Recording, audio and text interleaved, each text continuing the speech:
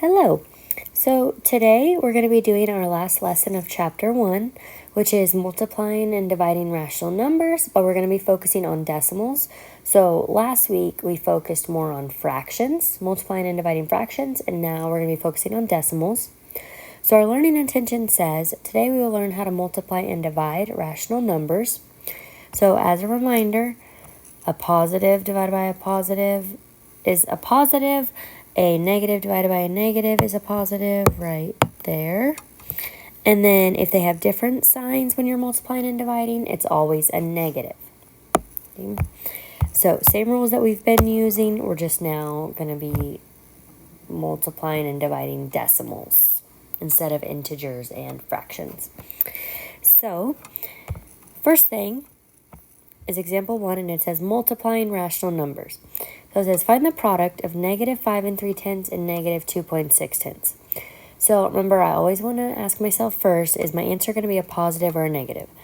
Well, it's a negative times a negative, so my answer is going to be a positive. So in the top right hand corner, I'm going to put a positive just so that I remember that. And then remember, when you multiply decimals, you ignore the decimal points. So this is going to be 53 times 26. So I'm not even going to put my decimal points in my factors because I don't need them right now. Okay. So you do not line up your decimal points. And then you're just going to multiply like normal. So 6 times 3 is 18. So carry my 1, bring down my 8.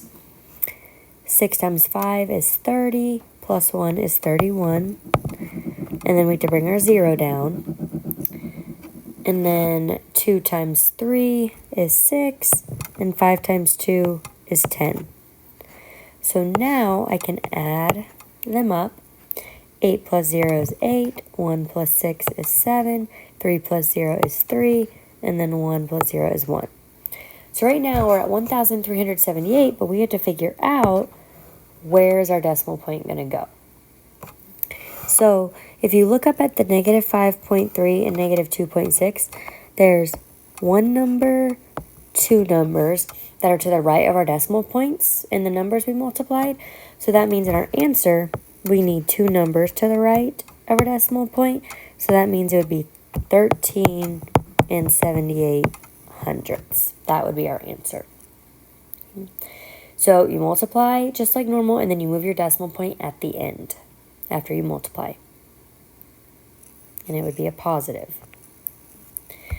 So on this one, it says find the quotient of negative 0 and 75 hundredths and negative 0 and 6 hundredths. So, again, it's a negative and a negative, so our answer is going to be a positive. So I put that plus positive sign in the top right-hand corner, so I remember that.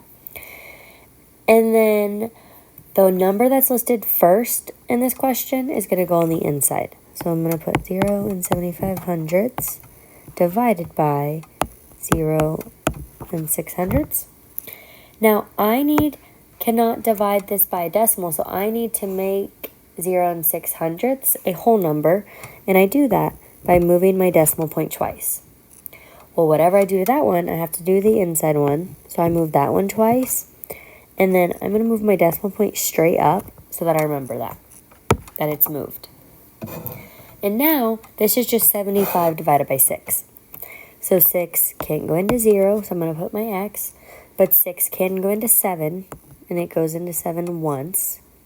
1 times 6 is 6. So I subtract 7 minus 6 is 1. Bring down my 5. 6 goes into 15 2 times. 2 times 6 is 12. 15 minus 12 is 3. So I'm going to keep going. I'm going to add a 0 and then bring it down. And 6 goes into 30 5 times.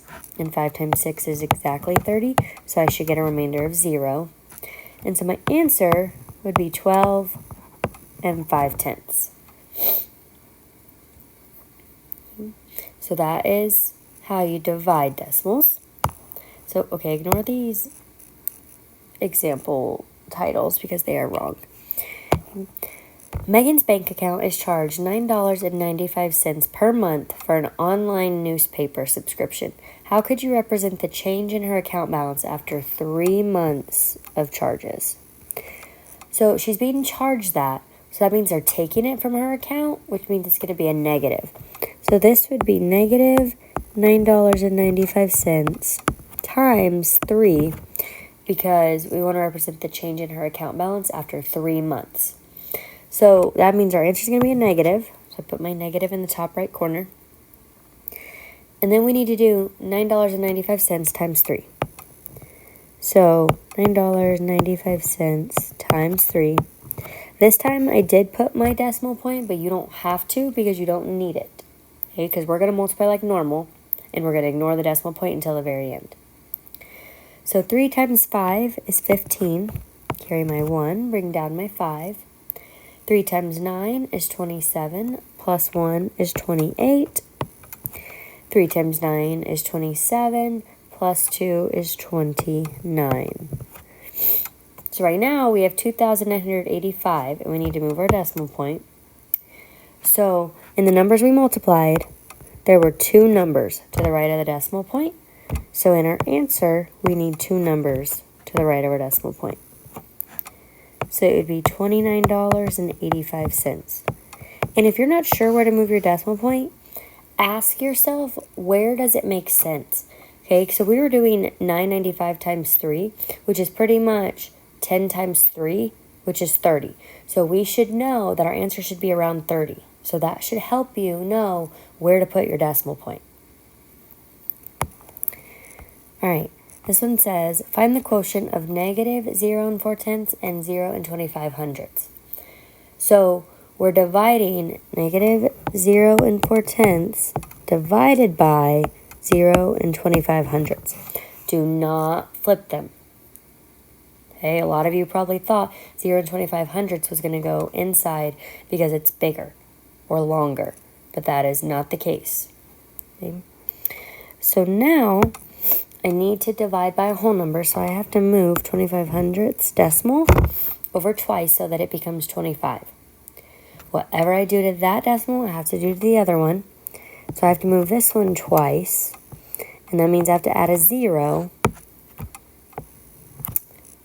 And then I move my decimal point straight up. So it would go there. So now this is 40 divided by 25. So 25 does not go into 0, does not go into 4, but it does go into 40 one time. 1 times 25 is 25. Now, when I do 40 minus 25, you can regroup because you'll have to borrow, but you can also just do that in your head, hopefully. And 40 minus 25 is 15. Add a 0 and bring it down. And then I know that 25 times 4 is 100. So 25 times 5 would be 125. And then 25 times 6 would be 150. So that 6 goes to the right of the decimal point. And 6 times 25 is exactly 150. So I get a remainder of 0. So my answer is 1 6/10. But the negative, or the 4/10 was a negative. So my answer is going to be a negative. Okay, do not forget about your negatives, especially on your homework. Because if you do all that work and then put the wrong sign in front, that stinks. All right, flip your page over. You know the drill. We're not going to do all of these. But I do want you guys to try these next 2 on your own, or these first 2. So I want you to pause the video, work them out, and then you can fast forward to see if you got the correct answers. And if you didn't, you can rewind to see what you did wrong. Okay? So go ahead and pause the video now. So first of all, 0 2/10 times negative 1 7/800. It's a positive times a negative, so the answer is going to be a negative. And then when I multiply these, I'm going to put the longer number on top. Now, I don't need the decimals, okay? Remember, they should not be lined up. And I don't need that 0 either, because when I multiply the zeros, it would just be 0. So now I'm going to multiply, and I'm just going to do 178 times 2. So 2 times 8 is 16. Bring down my 6, carry my 1. 2 times 7 is 14, plus 1 is 15. carry my 1, bring down my 5. And then 2 times 1 is 2, plus 1 is 3. So I get 356.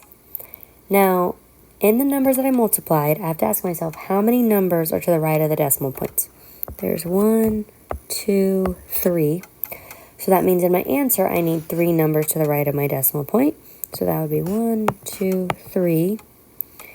So that means my decimal point should go at the front. So it'd be 0 and 356 thousandths would be the answer. Now on this next one, negative 8, and it's a negative. Sorry, I almost forgot that. It's a negative. Okay. Now this one is negative 8 divided by negative 2 and 2/10, and that's going to be a positive because negative divided by a negative is a positive. Now it's negative 8 divided by 2 and 2/10. So I'm going to move my decimal point once to the right so that 2 and 2/10 becomes 22. And even though there's not a decimal on the 8, we're going to know that it's at the end because 8 is the same as 8.0. And I'm going to move it once, add my 0, and then I'm going to bring the decimal point straight up. So now this is 80 divided by 22. So 22 cannot go into 8, but it can go into 80. And it can go in 3 times. And 3 times 22 is 66. Now, when I subtract 80 minus 66, I get 14. Add a 0 and bring it down. And then 22 can go into 140. Let's see. Let's try 22 times 6. 2 times 6 is 12. 2 times 6 is 12. Plus 1 is 13. So it can go in 6 times. And 6 times 22 is 132. When I subtract 140 minus 132, I would get 8. Okay, and know that I'm not just doing 0 minus 2 and getting 8. Okay, you can regroup if you need to. So I would have had to borrow from the 4. And it would have looked like that. And 10 minus 2 is 8. 3 minus 3 is 0. 1 minus 1 is 0. Okay, I'm just skipping that step. So now I add another 0. Bring it down. And then 22 goes into 80 3 times. Because we did that at the above already. 3 times 22 is 66. And now if you notice, it's going to keep repeating. Well, we know what to do if it's repeating.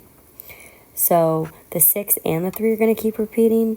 So it would be 3 and 63 hundredths repeating. The line should go over the 6 and the 3. All right. Hopefully you got both of those correct. We're going to do... we might do 2 more. Okay.